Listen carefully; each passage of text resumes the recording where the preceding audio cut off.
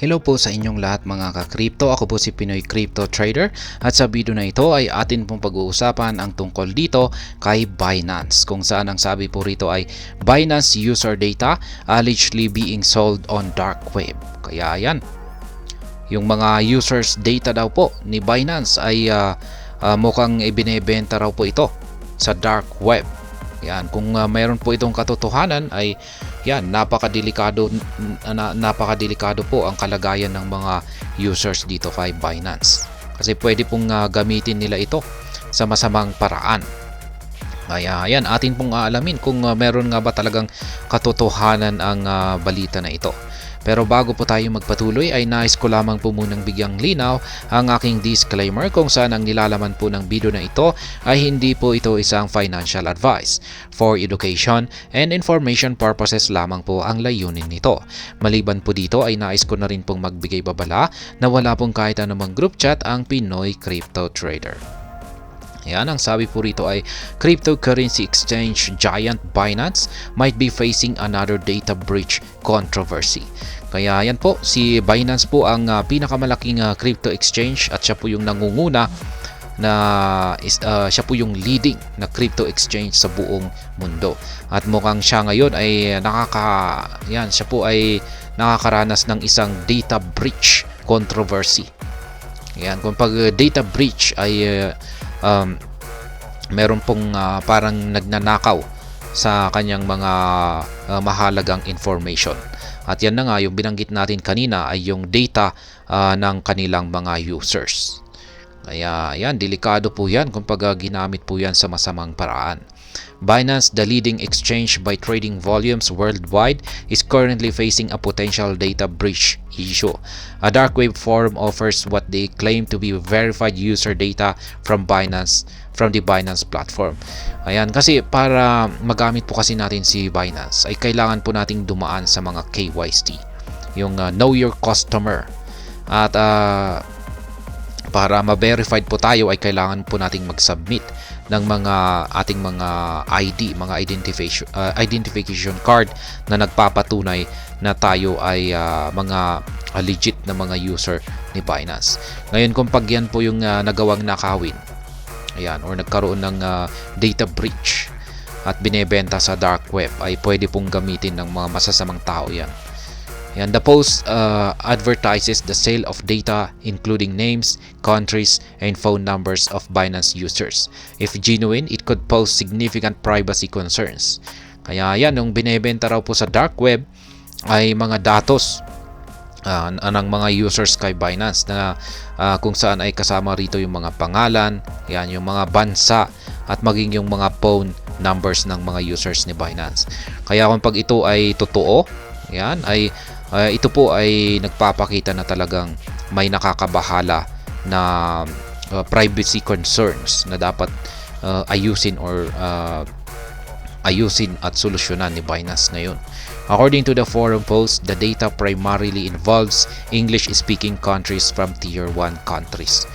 Kaya yan, ayon daw po sa post sa forum ay yung laman daw po ng mga data users ay yung mga users lamang daw po sa mga Tier 1 countries at mga English speaking. Kaya yan, siguro tayo dito sa Pilipinas ay alam po siguro nila na wala silang makukuha sa atin. Kaya yung mas prefer po nila ay yung mga English speaking countries na Tier 1. Kaya hindi po pinapansin yung mga bansa na katulad ng Pilipinas. The seller suggests the authenticity of the data can be verified by attempting to log in with the phone numbers on Binance.com or by contacting the users directly. Kaya yan, yung seller daw po ay pwede raw po niyang confirm yung authenticity ng data na binebenta sa dark web, kung ito ba ay legit or verified sa pamamagitan po ng paglalagin gamit ang phone numbers dito kay Binance, or kokontakin po nila yung mga users ng direkta para i-confirm ito. The claims on the dark web forum are alarming, but the authenticity of the information remains unverified. Kaya ayan, nakakaalarma po yung inilabas na post dito sa dark web. Ayan. Ngunit Hindi po tayo nakakasiguro kung talagang totoo nga ba talaga ito or baka naman isang panloloko lamang. The 2019 incident. There is no clear evidence to confirm that the data originates from Binance system or that it is accurate. Kaya yan, wala pong matibay na ebidensya kung yung magdatos na ito na binebenta sa dark web ay kung totoo nga ba talagang galing ito kay Binance or kung ito nga ba ay talagang accurate. In a similar incident from 2019, Binance investigated an alleged leak of customer verification information. At that time, the exchange refuted the claims, noting inconsistencies with their internal data and lack of any digital watermark from their system. Kaya yan, meron na rin pong kaganapan nitong nakalipas na taong 2019 na katulad ng may pagkakatulad sa incidenting ito.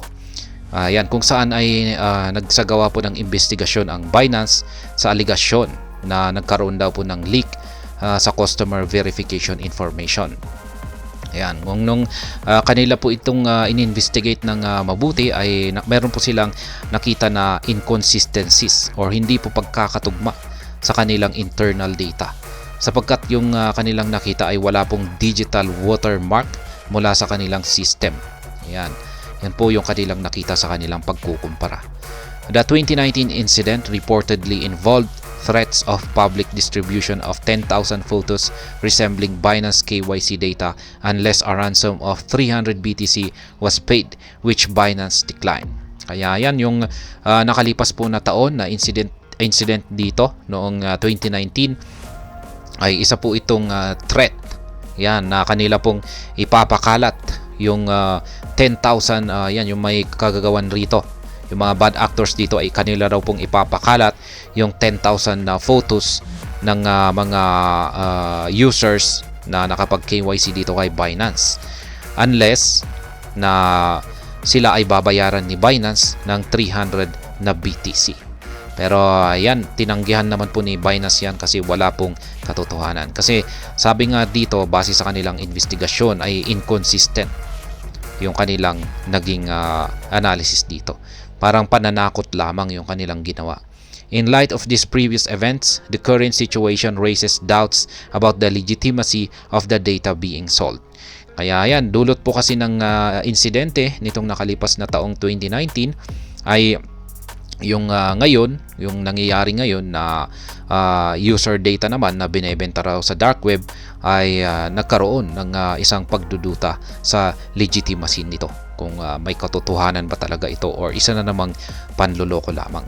The dark web is notorious for such illicit offerings, and determining the sources and authenticity of such data remains a challenge for both the affected institutions and their users. Kaya yan, ang dark web po kasi ay punong-puno po yan ng mga peke. Yan, peke na mga offers, products, at kung ano-ano pa dyan yung kanilang binibenta.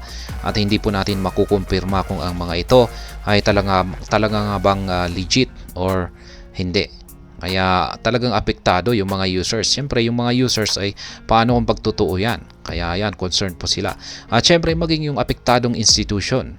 Dito, sa sitwasyon na ito ay si Binance. Siyempre, concerned na rin siya. At siya na rin ay nagkakaroon ng parang interest kung may katotohanan nga ba talaga ito or hindi. Kasi kung meron ay kailangan talaga nilang magsagawa ng kailangan nilang magsagawa ng hakbang para mapigilan or parang masolusyonan kung paano nila nagawang nakawin yung mga datos na kanilang binebenta dito sa dark web. Binance has previously stated its commitment to investigating and working with law enforcement to address such issues. Ayan, pero gayon pa man ay si Binance ay nakipag-ugnayan na raw sa mga law enforcement para solusyonan ang pangyayaring ito. Kaya yan pong muli. Ayan.